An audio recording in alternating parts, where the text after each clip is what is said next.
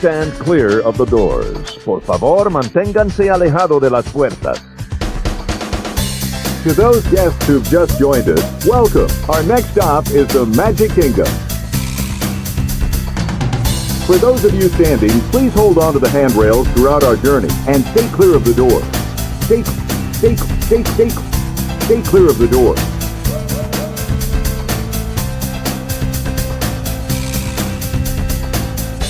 Ladies and gentlemen, we are approaching our station at the entrance to Main Street, USA.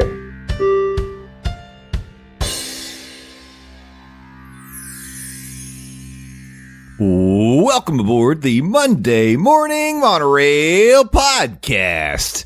This is Justin Monorail, and this is episode number 252 of the Monday Morning Monorail Podcast. Welcome back. It's May the 19th, and I am here with you today to bring you some Walt Disney World news, and then we've got some very special audio that was recorded just this weekend over in Hollywood Studios as part of our big Muppet Vision farewell meetup. I was calling it a marathon. It was never really supposed to be a marathon.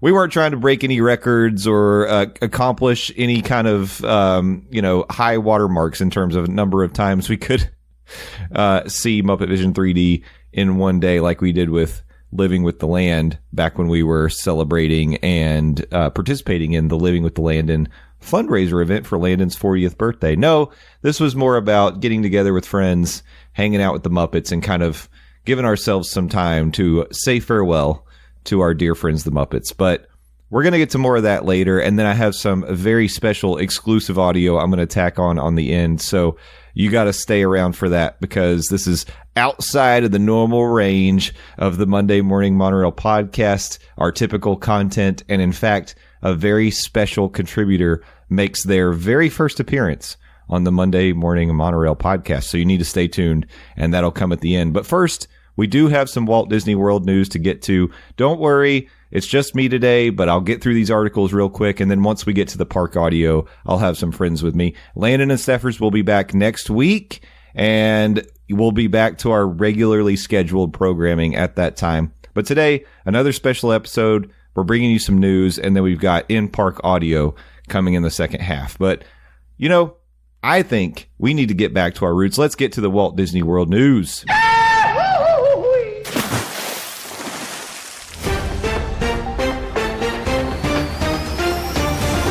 That's right, ladies and gentlemen. We're back with the headlines from the Walt Disney World Resort in Orlando, Florida, to help you prepare for a future trip and start making those plans so you can make the most of your vacation when you do visit Walt Disney World.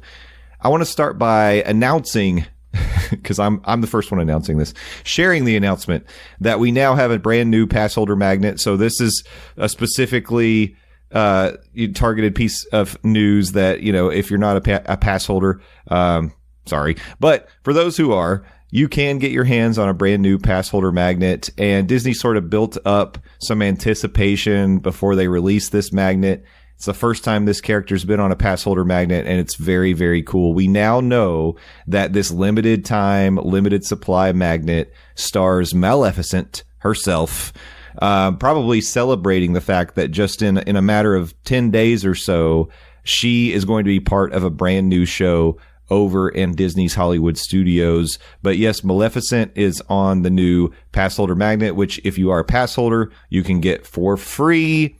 This is part of the VIP. No, they call it VI pass holder. I don't like that. Summer days. And it's going to be available through July 31st or while supplies last. So if you would like to pick up this magnet, you can do that at Creation Shop in Epcot, available starting, last week during Epcot's regular park hours. You do have to present a valid annual pass and a government-issued photo ID. Now, I'm going to tell you, the last time that I picked up a magnet, I pulled out my pass holder card, and they actually asked me to pull up the annual pass on my mobile device on my Disney Experience so they could see that it hadn't expired. I don't know if they're going to start scanning the cards and magic bands and then they can read it from there, but they didn't do that when I went and got this last magnet, which was Ray, I think was the last one I got. So if they ask you to show the app. Just be prepared for that. This is a change that's happened because now on the annual pass cards, they don't have a range of dates anymore.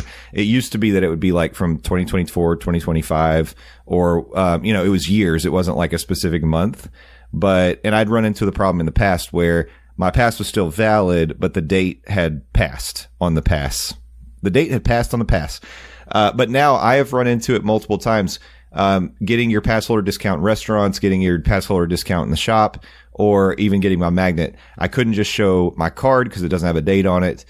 I had to pull out my Disney Experience app and access the ticket and show them the expiration date, just so they know that you still have a valid annual pass. I remember them scanning it though. They have to, because that way they know you've gotten yours. So I'm not sure why they couldn't have used the card. But anyways, just something you may run into if you are a pass holder. You might want to be prepared to open up the app and show it when you want your discounts or a magnet or whatever. I don't know. Maybe that's just been something that's happened to me, but it has happened a few times lately. So just to give you a little heads up and help you be prepared.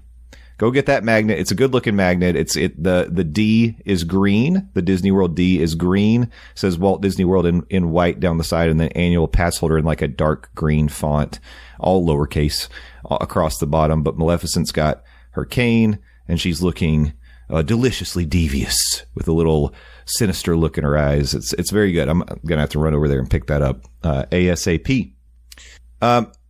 One big thing to discuss today is that we love to eat. We love food here on the Monday Morning Monorail Podcast. We're always going to talk about when we have a foodie guide or we've got a new restaurant opening up. We love doing restaurant reviews when we can do that. Hopefully we can do more of that in the future. But I want to share some fun news that impacts the California Grill, actually, at Disney's Contemporary Resort. So the California Grill is celebrating its 30th anniversary by bringing back some menu items that it used to feature in the past. So starting last week on May 15th, there are several items that are marked with a 30 on the menu that they are going to continue to feature as an option through May 2026. So they're going to have these for a whole year. This lineup includes the Sonoma goat cheese ravioli, served with organic mixed mushroom ragu, tomato fennel brodo, and California extra virgin olive oil. And then you have grilled pork tenderloin plated with a creamy goat cheese polenta, roasted pork belly, aged balsamic organic mushrooms, and a Zinfandel glaze. They also have, for dessert, a blueberry goat cheese cheesecake topped with blueberry meringue, vanilla chantilly, raspberry coulis, and a goat cheese mousse. And finally, a cocktail to celebrate the 30th anniversary. They have the Monterey, which is a cocktail featuring Liqueur 43, Pirate XO Reserve Rum, Dole Pineapple Juice, and house-made sour mix. That sounds tasty. I'd like to try that for myself. But as you know, California Grill is a prefix menu. I think if you're sitting at the bar, they allow you to order individual appetizers or small plates. But if you're sitting in the dining room proper, this is a prefix menu restaurant. And you do have to, you pay, one set price. You can add on alcoholic beverages if you'd like. And then you pick, an appetizer, an entree, and you get a dessert. And so these are all going to be part of that lineup now. Very interesting stuff. I think that goat cheese ravioli sounds pretty, actually the grilled pork. Why do I have to call any of these out? All four of these sound good to me. I'd try them all, to be honest. I love a cheesecake, and I would be happy to try a blueberry goat cheese cheesecake. That sounds great. So if you happen to be going to California Grill and you try one of these menu items anytime soon, give us a shout. Let us know. You can, give us your feedback. And where can you do that? I'll tell you where you can do that. Join us on the Monday Morning Monorail Fam Facebook group. You can give us a shout there and let us know if you've tried any of these items, or just give us your thoughts on California Grill in general. We'd love to hear from you. The other place you could do that would be on Blue Sky at Morning Monorail, and then we're on Instagram at Morning Monorail as well. So you could always tag us if you happen to take a little bite at the California Grill and try one of these resurrected items from the history of the restaurant.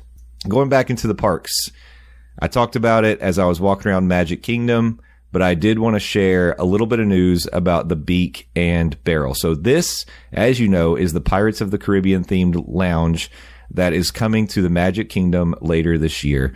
So Disney announced booking dates apparently reservations will be initially only available to select guests during the Mickey's Not So Scary Halloween Party, which runs on select nights from August 15th to October 31st. We'll talk more about that in just a minute. And then guests staying at a Disney hotel can begin booking reservations starting June 12th. All other guests, including those not staying on property, will be able to make reservations beginning June 16th. So we also found out that this is going to be a timed experience. We had speculated that Geo 82 would be a timed experience as well, but apparently it is not. But the Beak and Barrel will be. So you're going to be limited to 45 minutes. There are themed foods and drinks that you can partake in. There will be sing-alongs and storytelling. The tavern is going to be hosted by Captain Mary Goldwyn and her animatronic parrot sidekick Rummy. And there will be a 2-drink limit. Now, I've seen in a couple articles this thrown around that it's similar to Oga's Cantina in Galaxy's Edge. The similarity is the 45-minute time limit. I don't think there's ever been a 2-drink max, because I've definitely exceeded that. I know Landon has exceeded that as well.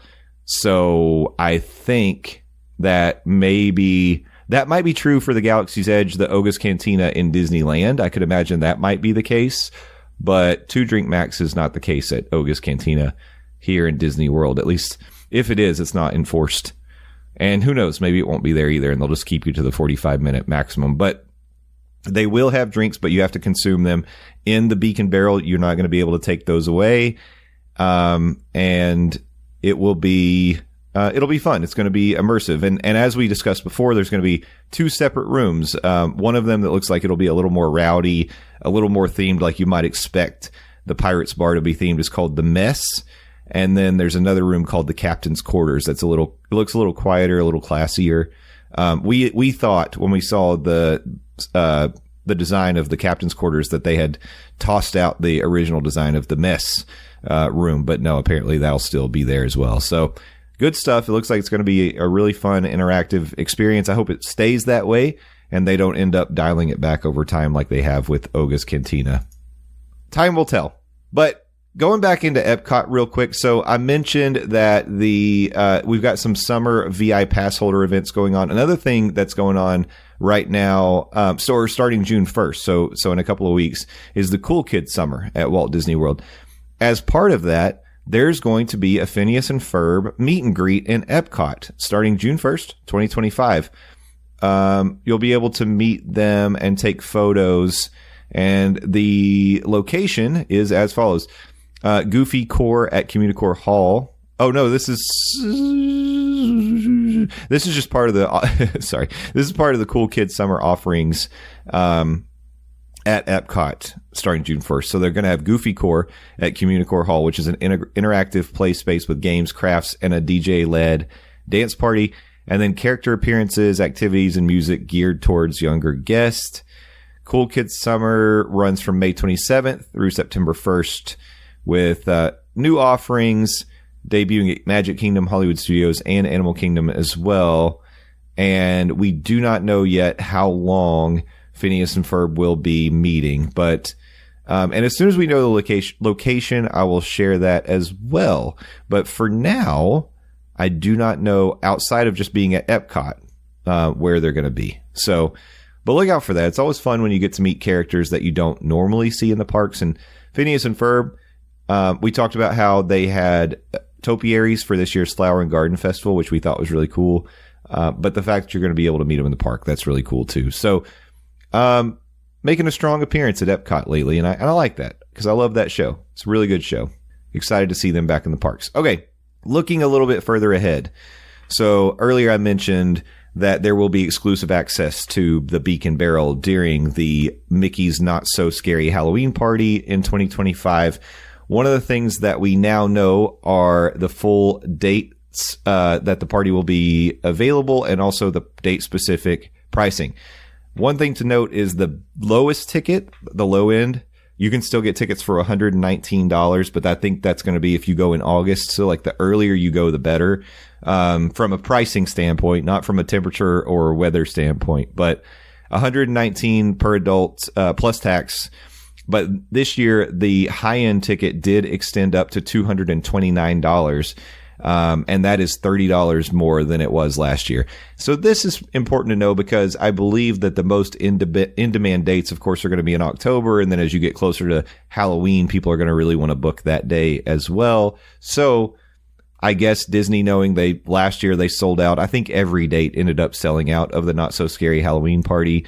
They're cranking up those prices to maybe, make sure that the people who are willing to pay that can get in on those high demanded days. And then if not, you go to one of the less demanded days and you pay a little bit lower of a price. Admission requires a separate ticket. This ticket that we're talking about, you actually don't have to have a Magic Kingdom ticket for that day. You just have to have a Not So Scary Halloween Party ticket. And if you do, you can get in starting at 4:00, even though the party officially starts at 7 p.m. and runs to midnight. So if you get there at 4, you've got 3 hours where the park is just going to be operating regularly and all the other guests are still going to be in the park. But for those 3 hours, it's kind of like bonus time. Squeeze in some of the stuff that you don't want to do during the party. So maybe get in some rides that you may not want to waste your time with once the party starts, because there's so much to do during the Halloween party. From the treat trails to the Hocus Pocus show to the special character meet and greets, to the parade, the Boo to You parade that of course is always wildly popular, and then the fireworks that night. Your dance card is going to be pretty full if you go to the Halloween party. So, get in there. If there's some rides you want to knock out in that first 3 hours, you can probably do it, because usually around that time, 4:00, a lot of the day guests are going to start heading to the turnstiles.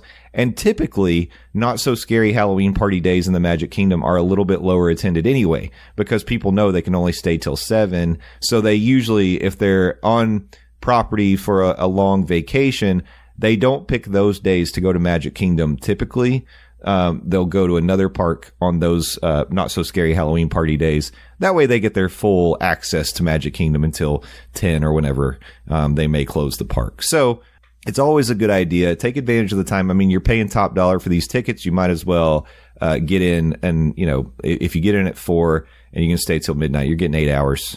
So that's pretty good. That's pretty decent. So 8 hours for, $119 if you pay the low end, or $229. Time is money. Time is valuable. And I just think it's a good idea to maximize. So if you want to go to Mickey's Not So Scary Halloween Party this year, the first date is August 15th. That's opening night. And so there is a higher price for opening night. That's $149. And then the August 17th and 19th are $119. So those are going to be your lowest price in August. It does go up to $129 on the 22nd, 24th, and 26th, and then $139 on August 29th. If you look at September, prices are just going to continue to go up. You've got some dates early in September that are $139. It jumps up to $149 on the 14th.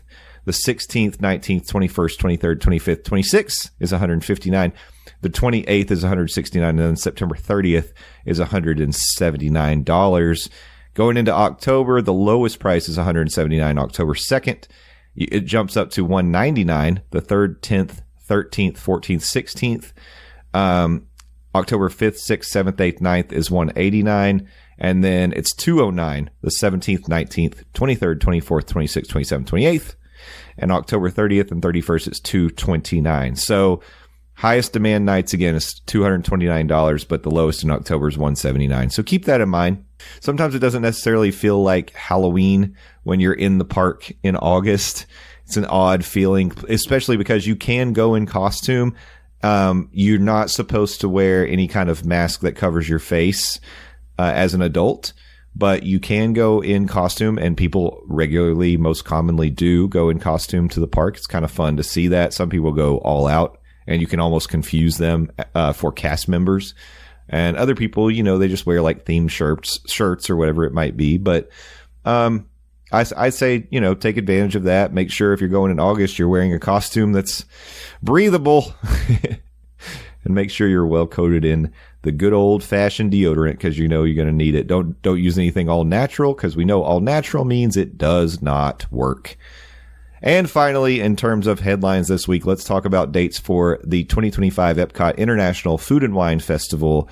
Disney announced the dates for this year's Food and Wine Festival, which will run from August 28th through November the 22nd. And it is going to continue holding the banner as one of the longest and most popular seasonal events in Epcot. This is not a separately ticketed event like Mickey's Not So Scary Halloween Party.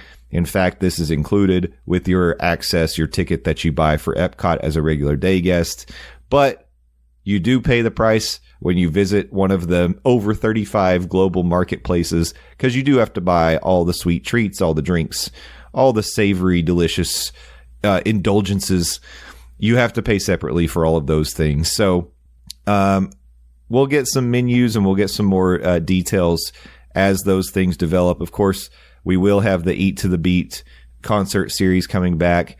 Remy's Hide and Squeak scavenger hunt will return. And then the cheese-focused Emil's Fromage montage will be part of the event as well this year. So get ready, August 28th through November 22nd. So end of August through the third week of November.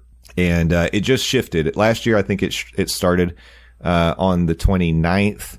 But it ended on the 21st or 23rd. So it's just moved one day earlier this year. So still the same length, but plenty of time to get in there to get in and enjoy the Food and Wine Festival.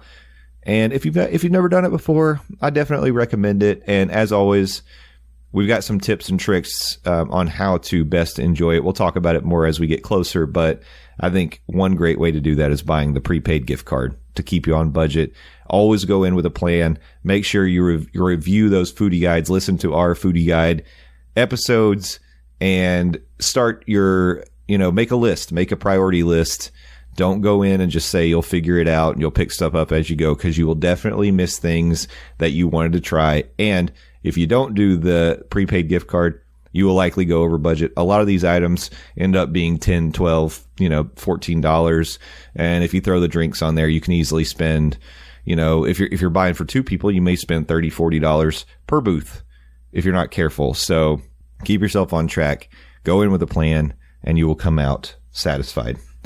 All right, that's going to do it for the news today. The rest of today's episode is going to be audio I captured in Hollywood Studios and then a very special location at the very end of the episode today.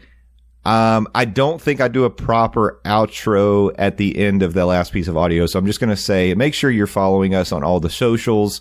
We're at Morning Monorail on most things. We have dismornings.com, your one-stop location for all things Monday Morning Monorail and beyond. Don't forget Nate and Steffers can book vacations for you. If you fill out a form, they will be your personal travel agents, and they will make sure that you make the most of your time at Walt Disney World or Universal or on the Disney Cruise Line. Shout out to Landon. He is THEDOZ on Blue Sky, and always listen to him on News Talk 98.7, 6 to 10 a.m. in Knoxville, Tennessee. That's newstalk987.com for streaming access. And Stitchers. Steffers is Adventure with Steffers. Adventures with Steffers on Twitch and on pretty much everywhere else. So check her out.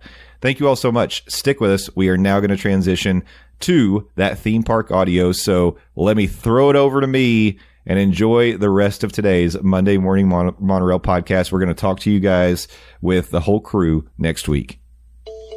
Hey, Monorail fam. Are you planning a trip to Walt Disney World and you're looking for a way to save a few dollars? Well, let me recommend my friends at Vacation Grocery Delivery. You can visit their website at vacationgrocerydeliveryfl.com. This is a company owned by former Disney cast members, and their service goes beyond groceries. You can order strollers, coolers, or even birthday cakes. They have easy online ordering, and you can add item-specific notes for all your preferences. There's even a special water delivery option for $4.49. Their fees are $25 for delivery plus a 5% service fee. A $20 activation fee applies but is refunded after you make your payment. Use the promo code DISMORNINGS for $5 off any grocery order or $10 off any 2 items on the Magical Extras. Make sure you schedule that delivery at least 3 days before you need it, and they're going to take care of you. Thank you, Vacation Grocery Delivery. Virtual fist bump, vacationgrocerydeliveryfl.com.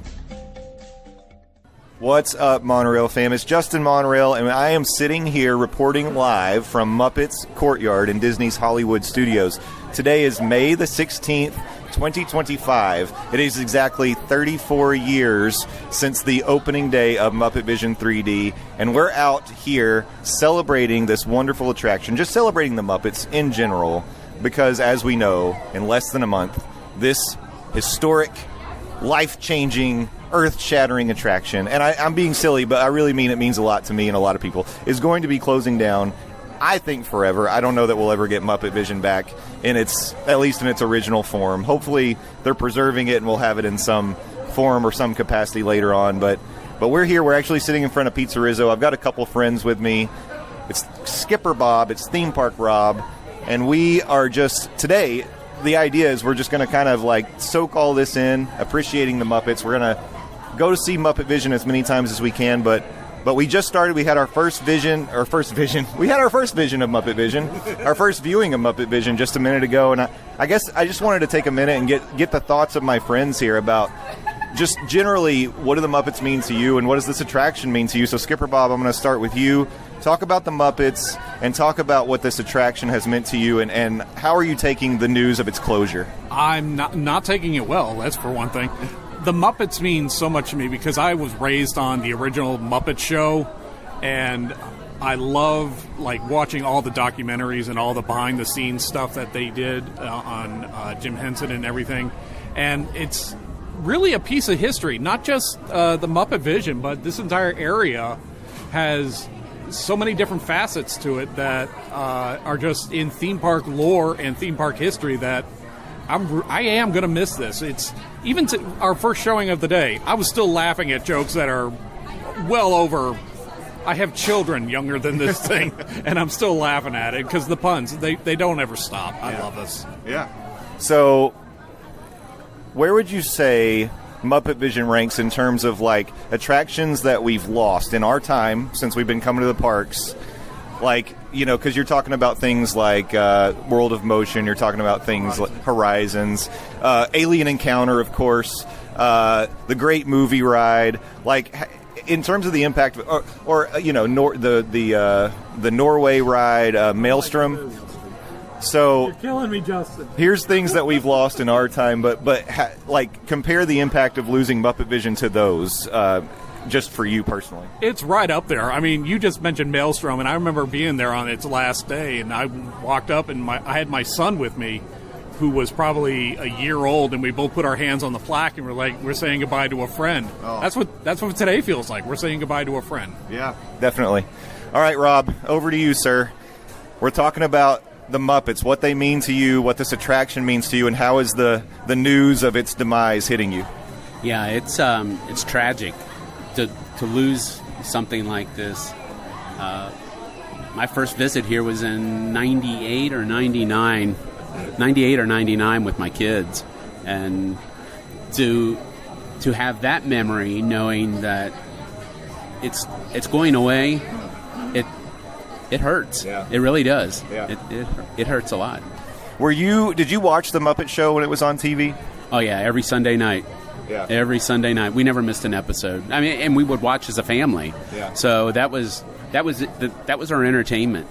I love how you know what day of the week it aired. That's amazing. I love it. Yeah, it was Sunday night. At least that's what I remember. I'm sure it may have been on some other time somewhere else, but in Cincinnati it was on Sunday nights. So the Muppet Show is one of those things that I feel like it's really a time capsule, not only because of the style of the show, but also the celebrities they had that would be like the guest stars every week. So it really kind of takes you back and gives you a piece of history when you watch that show.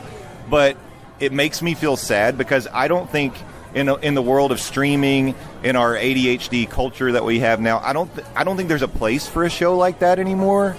And that's why I feel like the Muppets have struggled to find their footing in new iterations of putting the Muppets on TV. I don't know how they make that work. I don't know what would resonate. Again, I'll mention during COVID, Muppets Now, I actually really liked Muppets Now. I thought that was a good way to do it. For some reason, that didn't hit with people. I wasn't as big a fan of that ABC show where it was like a Muppets talk show. Some people really liked that show. That wasn't for me necessarily, but... Is that the show that mimicked The Office with the documentary look? Yeah. Okay. Yeah. Did you watch that? I watched bits and parts of it.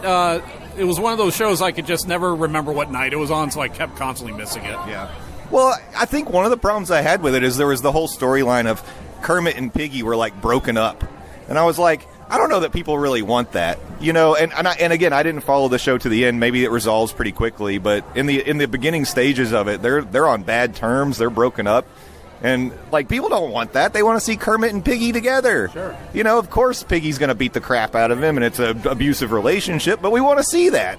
Yeah, I never saw the show, so that's a shock that they would do something like that. Yeah. But why? I mean, why? Yeah. That's. I don't know. I don't know. They are a couple. They're a couple. I mean, they are a pair. Like, okay, so let's talk about the future of the Muppets in the parks. So we know the Muppets are taking over Rock and Roller Coaster, and which is something in the past we had suggested. Like, I think all of us at one point had said, whenever Aerosmith goes away, why not make that a Muppets ride and make it the Dr. Teeth and the Electric Mayhem can take over Rock and Roller Coaster. Now they're doing it, and I feel like all of us are like, but that's not what we wanted for the Muppets. I don't think we wanted that at the expense of Muppets Courtyard, you know? And I think that's why, even though it's happening, it's great they're still going to be in the parks, it still feels like a monkey's paw type wish. Yeah, yeah. It's because it kind of restricts the amount of people who can enjoy the Muppets, in my opinion, because not everyone can do roller coasters. And my opinion is the little side project where the Lightning McQueen Training Academy used to be, that's going to become the Villains. I honestly believe, in my opinion, that's where Muppet Vision needs to go, right next door. Yeah. And just put the Villains show at the Villains Land when that opens at Magic Kingdom. But, you know. Yeah, fingers crossed for that. Yeah. I agree. Yeah, I think that would be... That would appease the masses. If we're losing Muppets Courtyard, at least give us Muppets Courtyard 2.0 over there whenever that theater opens up. And maybe they could bring back Muppet Vision 3D. I mean, that theater would have to undergo some serious renovation because, you know, we just watched this show, and I want to say it's crazy, and I'm going to admit this now. I've probably seen Muppet Vision 50 plus times in my times coming to the parks, and there are still little details in the pre-show, in the queue, even in the theater that I was saying to Bob and Rob. I noticed today that I've either never noticed or I just forgot about. For example, when we were in the pre-show, I look behind me, because a lot of times you're focused on the TVs where you can see Scooter and he's doing all the, you know, and Gonzo's up there, they're doing their shenanigans. But you look around, there's so many details in that room, it's very easy to miss something. But one of the obvious things I feel like I haven't ever seen before, there's a mirror that has like projected pictures of Kermit and Piggy on it, and it's like a studio vanity mirror. And then above it, there's a cage that looks like it has a catfish in it or something. I'm not sure what that is. But then you look directly to the back, and there is painted on the back wall is Kermit looking like Bruce Springsteen with a white T-shirt and jeans with a guitar. Like, I've never seen that before. So I got a picture of it today. I'll post it on the Monday Morning Monorail fan Facebook so you all can see it. Put it on the Instagram as well. And then we're leaving the theater. You look up at Statler and Waldorf's balcony, and there's an arrow sticking out of it. I've never noticed that before. So I'm just wondering, like, for you guys, are there still little things that you see that either you're like, oh, yeah, I totally forgot, or new details that you pick up on? I just realized today that the finale, after the building has been demolished and whatever, and the fire truck starts coming in, you can see off behind the fire truck, Sweetums walking around, as Sweetums is walking around inside your theater. Yeah. I was like, oh, that's a little bit of a continuity thing, but I'll let it slide. Yeah, we'll forgive him for that one. Yeah, I've noticed that before as well. I'm almost afraid to say this, but I think because of the detail, you know, you're talking about the details, I think that I personally had started taking Muppet Vision 3D for granted. That, okay, here I am, and 50 plus times, easy. Yeah. And you still do notice details. I'm glad you pointed out the Bruce Springsteen Kermit. But there's a lot of things that we probably will never see because it's hard in there to see everything. It's the kind of care and attention to detail that I feel like we don't always get in current attractions that open up in the parks. Yeah, no. More often than not, they cut the corners. More often than not, they're not thinking about, oh, people could look in this corner, let's tuck something back here, you know. As much as I love the Rise of the Resistance queue, and I feel like there's a lot to look at, it also, you could look at it as kind of bare. You're just in like a cave, basically. And then, sure, you've got like the props and things you see, and you've got like the map that you can look at that's all lit up and some different things. But there are times that I'm in that queue that I'm like, okay, I'm just in like a blank, like carved out cave hallway. It fits the theming for both situations, because the theming for Muppets is you want it to be wacky and crazy and all kinds of little stuff hidden here and there. And same with Rise, like you're walking through a hollowed out cave. So yeah, the theming fits for both. Fair. That's fair. So, all right. Well, here's what I say. The plan is we're going to have lunch at Pizza Rizzo today, so we can have Rat Pizza one more time before this place closes down. We're going to enjoy the attraction a few times. We're probably going to go over to Baseline for maybe an adult beverage or two. But yeah, we're just going to soak it all in, and I believe it would be a good idea if we do like a check-in during lunch. We can do a check-in and talk about the food and talk about the restaurant, so we can focus a little bit on that too. But yeah, you know, again, as I said on the Theme Park Thursday with Dillo's Diz, the idea here is it's a day to process our feelings, it's a day to take it all in, and it's a day to say goodbye to a friend. As you said, Skipper Bob, that's a really good way to look at it. And I'm going to try my best not to shed tears, but no promises. All right, guys, we'll talk to you later on. What's up, Monorail fam? We are back. Full transparency, we totally forgot to record while we were in Pizza Rizzo, but trust, we did have a very nice... I'm eating right now. Yum, yum. We thought about, like, reenacting it, but you know what? I am all about being genuine with you all, being real, and letting you know what's really happening.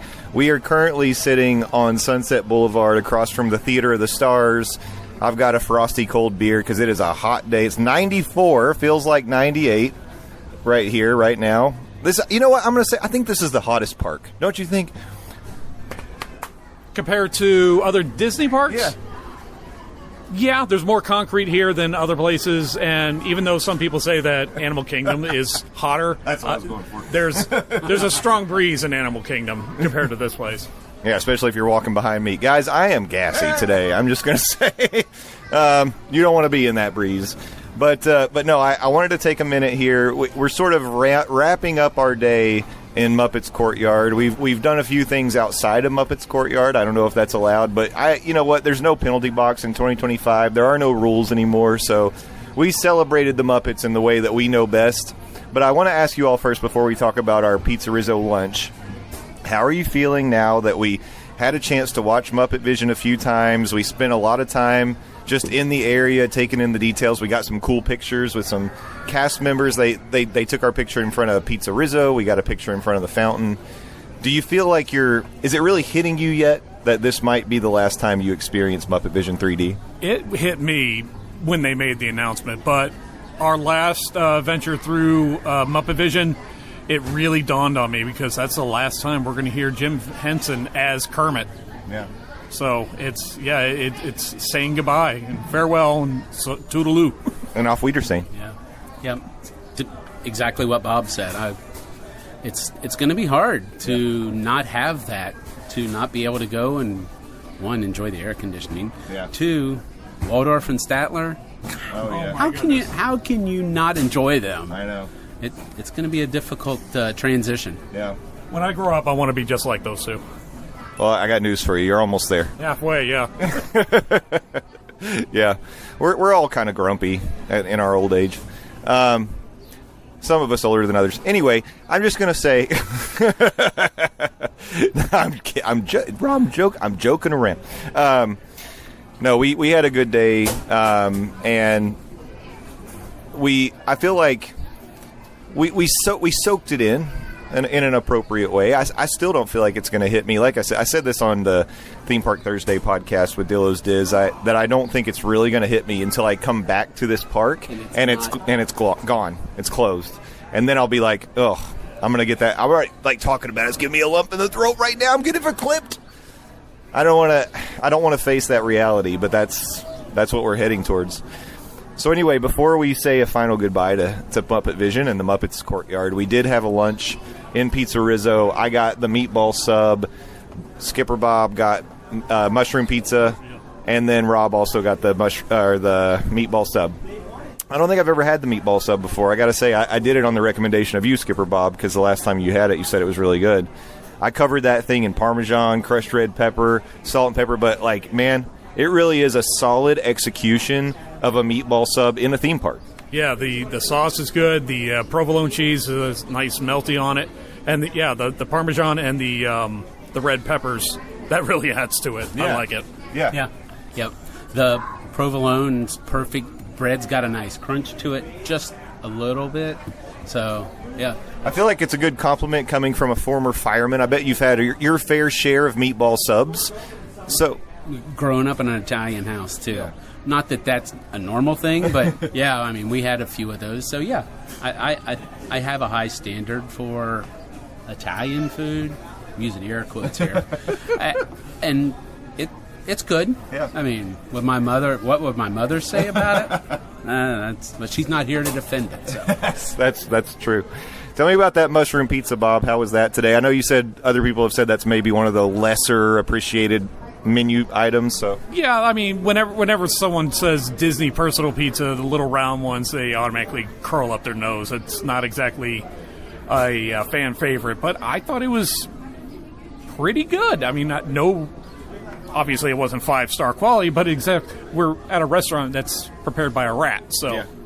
I'm not expecting the Mona Lisa in front of me. It was good. It was mushroom. It was cheese. It was nice soft dough. It was well cooked. It wasn't overcooked. It wasn't cardboard. It was better than Domino's. It had a fair amount of mushrooms on it too. Yes, it was loaded with the shroom. Absolutely. I gotta say, if I did have the Mona Lisa right here in front of me, I would eat that thing up. Oh man, I would crush the Mona Lisa right now. That sounds so wrong. I think people's expectations of Pizza Rizzo, I'm afraid that people have their expectations way too high. Yeah. And they expect it to be some gourmet, I don't know. It's a quick service. And you know what you're going to get at quick service on Disney property. I know what you want to say right now, Rob, and you can go ahead and roast me about Pinocchio Village. Go ahead and say it. No, okay. It's similar to going to Pinocchio's and getting the pizza there. I personally enjoy that. And I know that there are some that's just not their cup of tea, Justin. And I would put them on the same level, maybe even Pizza Rizzo a little bit above that, just because I really feel like Skipper Bob said, the flavor of the sauce, it is really good. I mean, I enjoy it. I mean, let's not go crazy. It's not Via Napoli, for crying out loud, but it's still, it's better than a gas station pizza, that's for sure. So now, once this closes down, we'll be left with just the Regal Eagle in terms of our Muppet dining options. I enjoy Regal Eagle, but I gotta say, like Pizza Rizzo, just like what you're saying, it delivers on exactly what it should be doing in terms of a theme park quick service option. The fact that the meatball sub is an option is great, because I think that when you just think broadly about theme park food, you think of pizza and chicken fingers and burgers and fries. That's about it. So if you can get other options, that's great. We did get, I think all three of us got little Caesar salads as our side. That's your option, either a little salad or some carrots. Yeah. So we all went with the Caesar salad option, and it was fine. Like, that's not why you go there. It's nice to get a little roughage in your diet, so, that's always good. It's turning into fiber talk. I need it, man. I got to stay regular. It's working on you. Yeah, it's working on you. It's doing its job. I had my coffee this morning. I had my roughage at lunch. I'm on track. Let's put it that way. And Bob, you showed us today something we hadn't seen before, which is the wedding reception room. Yeah, that's a great little place that when the venue used to be Pizza Planet, that was just a balcony overlooking. And then they decided, let's floor it up, let's put in some extra tables, and they turned it into an entire wedding reception with 80s music, and there's a disco ball playing, and looks fancy compared to the rest of the restaurant. So it's kind of comical. There's still Muppet gags all over the place. The marquee says Bill and Jill just got wed here and something like that. Yeah. A couple months ago, we had the Pizza Rizzo prom in there. That was a lot of fun. I brought my camera. I took a lot of great photos. Not to plug myself, but yeah, you need to check it out. I have as a free post on my Patreon. Just lots of people meeting each other for the first time, becoming friends, all in the name of rat pizza. Yeah. I like that. And honestly, when you said like the 80s like wedding, it feels like an 80s prom in there. That's what it reminds me of. Like if you've seen like any 80s movie like Teen Wolf, we've got a nice formal prom at the end of Teen Wolf. Or even just any tacky like decorated gymnasium, you know, I think of Saved by the Bell proms that they used to have on that show. Like that's sort of what that room reminds me of. But it is really cool. I didn't realize that was up there. And I'm wondering in the past, because it has doors on it, I wonder if it was closed. Maybe it was being used for a private event or something. I don't know. But it was cool to see that. I got plenty of pictures. I think we all took pictures all around Pizza Rizzo, all around Muppet Courtyard. So I'll post those on the social media, you know, as we lead up to D-Day, Death Day for the Muppets. But it was funny. We actually walked over to One Man's Dream. We went through that museum before we came over here. And there were some people that were asking the cast members about Rock and Roller Coaster and the Muppets theme. People are ready for it, I think. They're ready for the Muppets to take over the Rock and Roller Coaster. But, again, it's just not going to be the same. And maybe eventually we get sort of, like we said, like Muppet Courtyard 2.0, and they take over the theater, and maybe they rebuild the fountain and all that. But for now, there's going to be a gray period, a dark period for the Muppets. And I got to say, just knowing that plans around Disney, you know, the best laid plans get canceled and changed. I mean, who knows what the future is? So it'll be interesting to see. But I think we all. Oh, we didn't mention you got a cookie from Pizza Rizzo. Oh yeah, the pizza cookie. It was a soft sugar cookie with raspberry jam and icing on it, and it was a cookie, but it looked like a tiny little slice of pizza. It was actually really good. Yeah, it was surprisingly good. Yep. Yeah, it had the raspberry jam had a good flavor to it. So, yeah, it was like softer than I thought it was going to be. Because you get a cookie like that, sometimes it can be kind of hard, like stale, like it's been out for a while. But it was good. I really liked that. So thanks for bringing that to the table, Bob. Yeah. But yeah, I mean, I think that's going to be a wrap on our Muppet Vision, Muppet Courtyard review. This has been a fun day. We had some people show up that we didn't quite get to meet up with. Jim Burke, if you're listening, so sorry we missed you, bud, but you know, maybe we'll meet up in the parks later under better circumstances when we aren't mourning the loss of a great attraction. But yeah, so before we close out here, just final thoughts, Rob, on the Muppets and our day. This was an amazing day. I got to spend it with amazing friends. I hope that something, whatever they do with them over by Rock and Roller Coaster, I hope it can at least come close to what we have with Muppet Vision 3D. Mm-hmm. Yeah, it's going to be missed, and yeah. Yep. Bob, I'm going to miss live action Sweetums walking through. That's to this day. We sat like second row. Yeah. He came out, and I'm like, man, look at the detail in him. He's looked great. Yeah, that's a real Muppet right there in front of us. Yeah. So all 7 feet of him. Yeah. Well, I didn't even think about that. Thanks.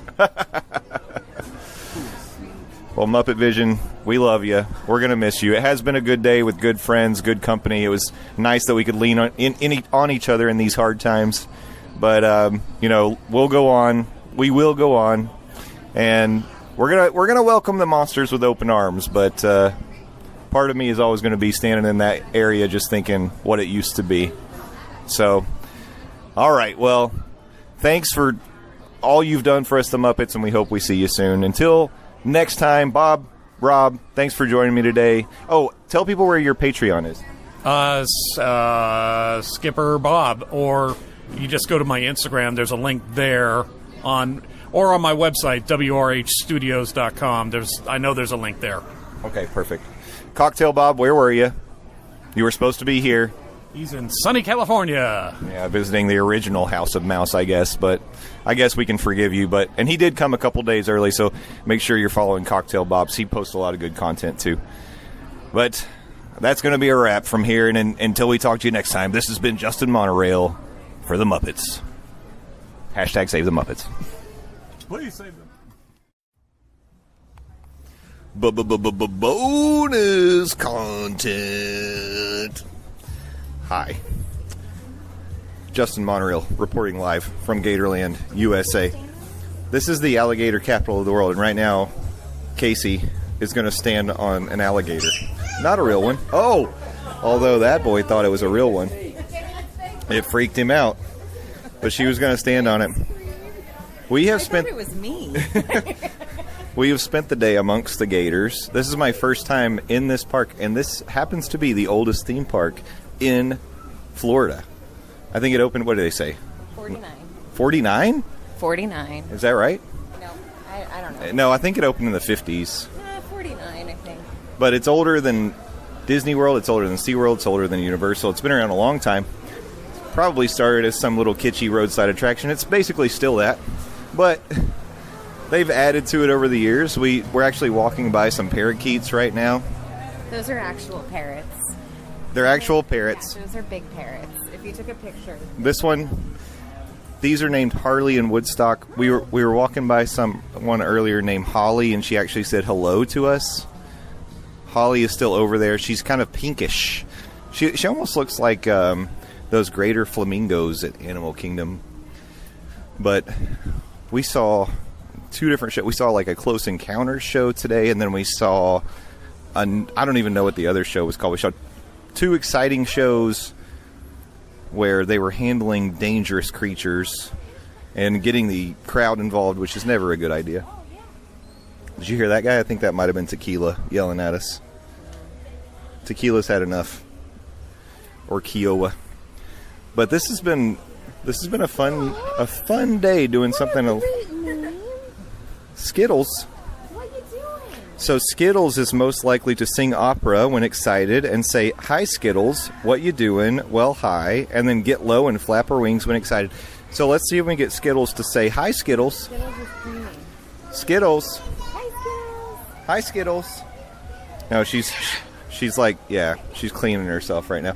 But Bimini's yelling at us. He likes to say, to good food. He dances side to side when excited. Bimini, Good scratch. Bimini, can you go, No, he's having an itch.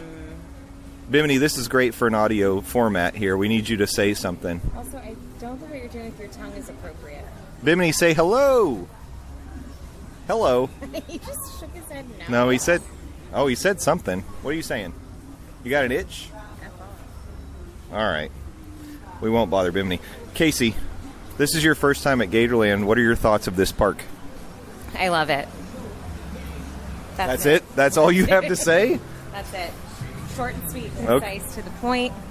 Love it. What was your favorite thing we saw today? Oh, the albino gators. Yeah, those are cool. Those are cool. They're very cool. They kind of look sunburnt.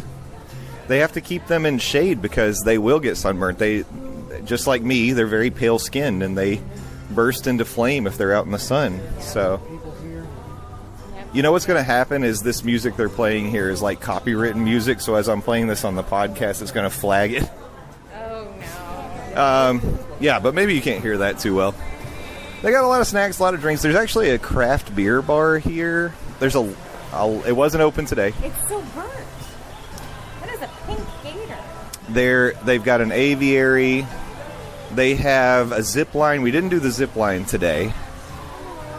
You can also pay for an upgrade. Oh, there's a big turtle in there, yeah. You can pay for an upgrade.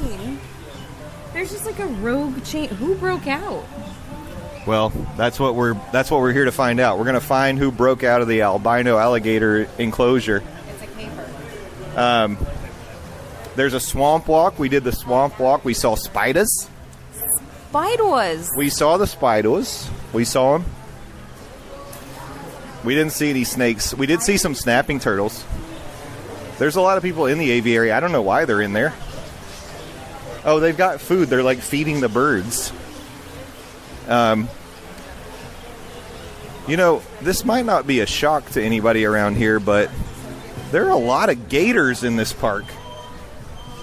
Something else to point out. Clothing optional at this park.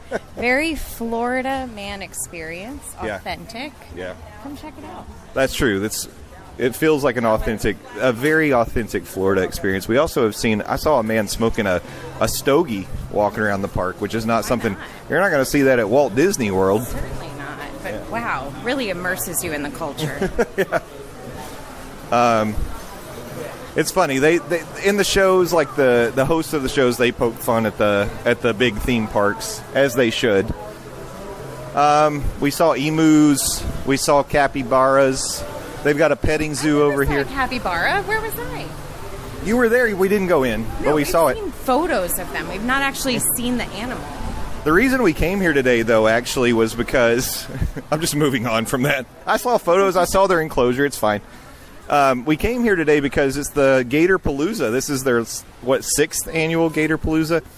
And if I could give just a little piece of feedback to Gatorland, there was absolutely zero, and I mean zero, Gator Palooza merch. Such a missed opportunity.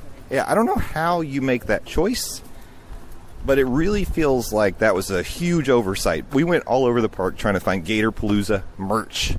I mean, I'm about to offer money to an employee. Take the shirt off their back. A sweaty-ass shirt. We could do it.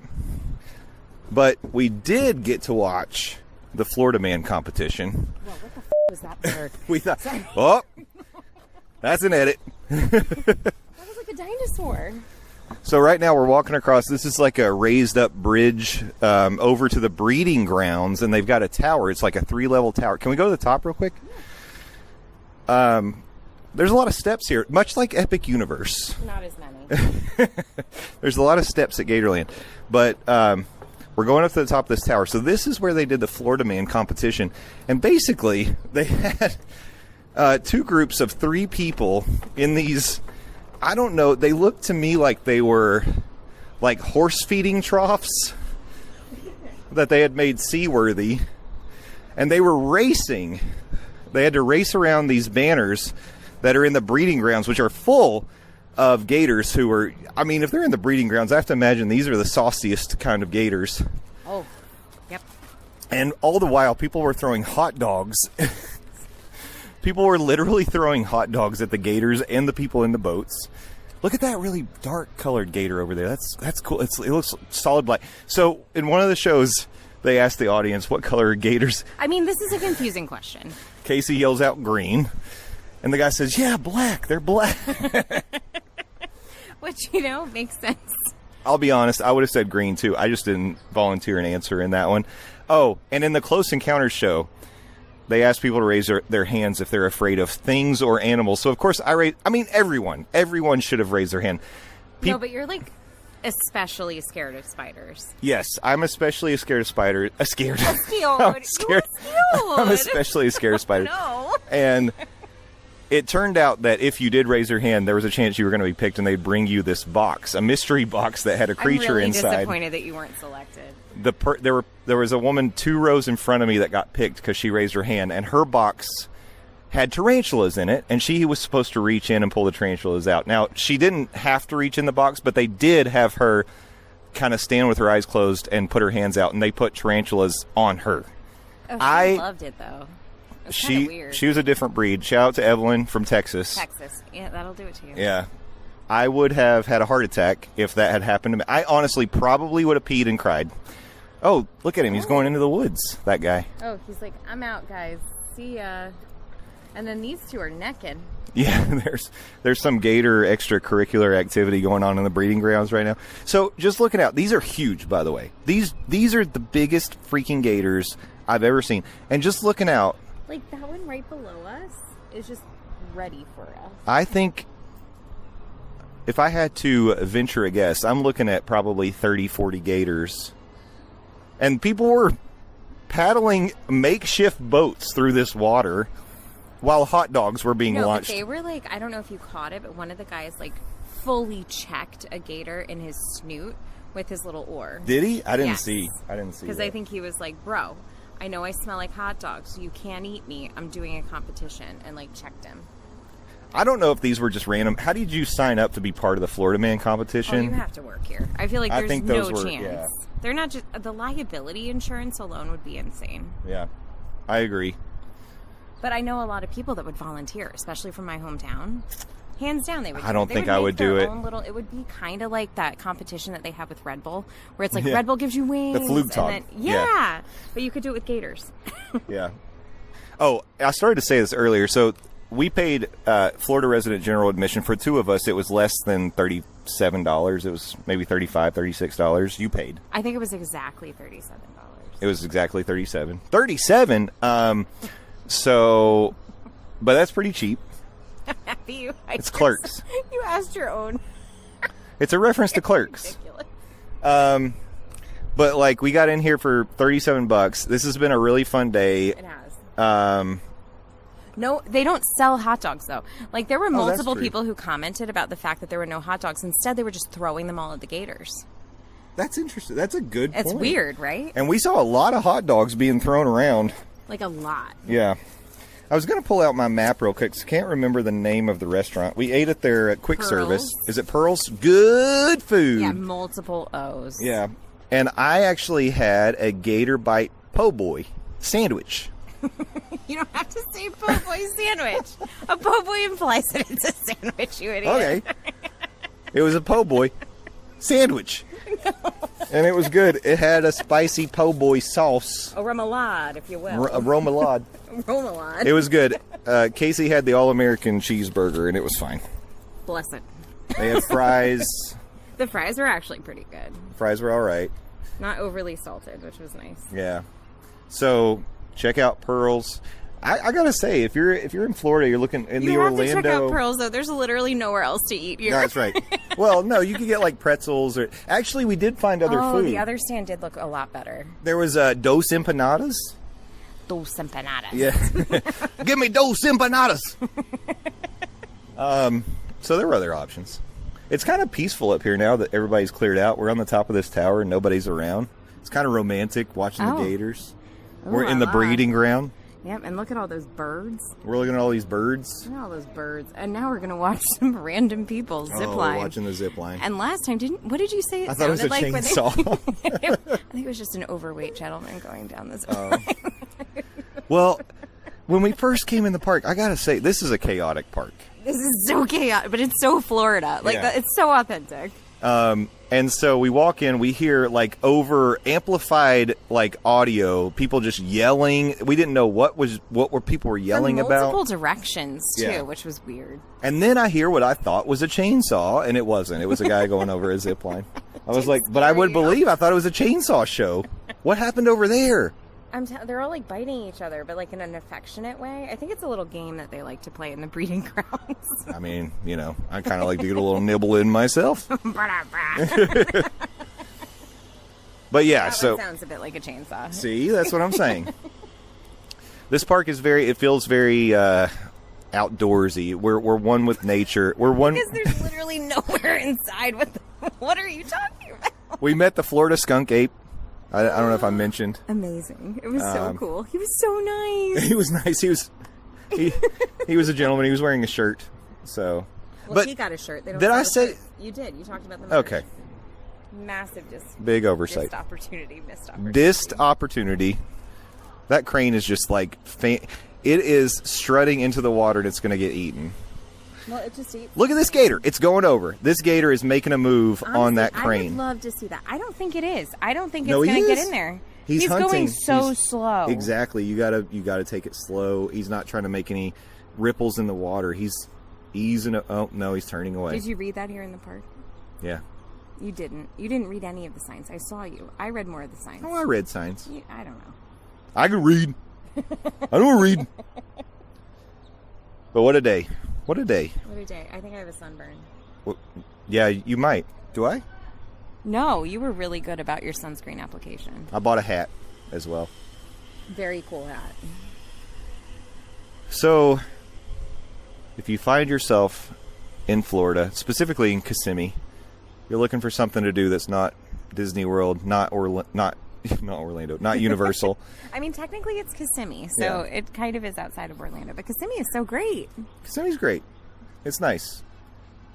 And you can find yourself over here in Gatorland because this has been a really... When we first walked in, we were crossing this bridge. We had to park in overflow parking because it was very busy for Gatorpalooza. And we're walking across this bridge in the breeding park, and I thought, we are way too close to these gators. That was my first thought. So...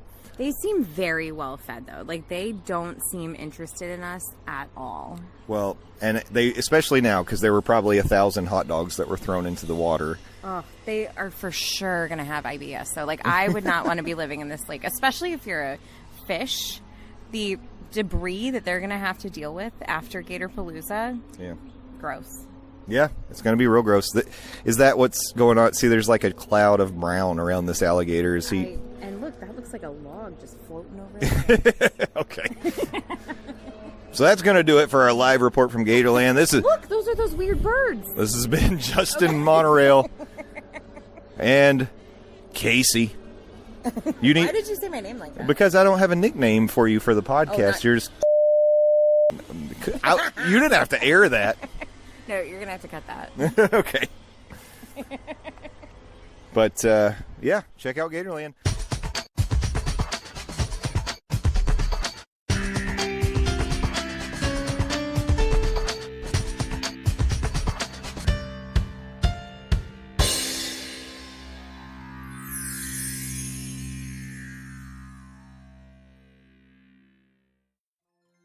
The Monday Morning Monorail Podcast is part of the Diz Mornings Network. Visit DizMornings.com for Walt Disney World news, rumors, trip planning advice, and our blog. You can also visit our merch shop and look good when you're traveling to the parks. Don't forget, if you're looking to book a vacation, you can fill out a form on the DizMornings.com website, and Nate or Steffers will reach out and help you get a great deal and take the stress away from booking your next trip to Walt Disney World, Universal, or beyond. Again, visit DizMornings.com for all your Monday Morning Monorail and Diz Mornings needs.